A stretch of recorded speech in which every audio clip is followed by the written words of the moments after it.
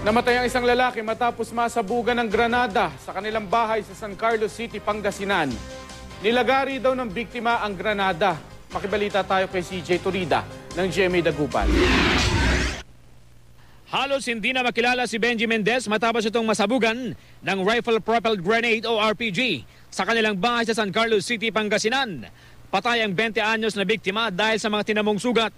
Ayon sa pulisya, nabili ni Mendez ang naturang granada. Nabili raw ito ni Mendez habang nangangalakal siya ng basura.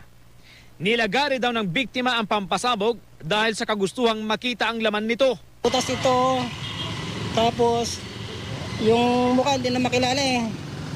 Wasak-wasak na yung mukha niya eh. Nandun dun siya na ngayon. Yung dito, butas din ito. Tanggal ito.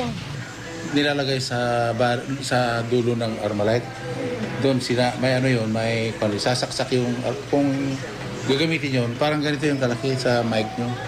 Tapos sasaksak yan, papaputukin ng bala yun.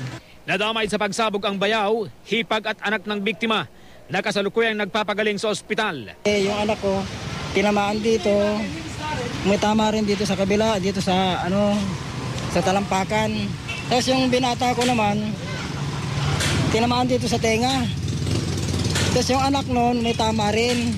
Nais ngayon ng pamilya ng biktima na matunton ang pinagbilhan ng nasabing pampasabog. Problema rin nila kung saan sila kukuha ng perang gagamitin sa pagpapalibing sa kanilang nasawing kaanak. Inaalam pa ng mga otoridad kung saan nabili ng biktima ang granada.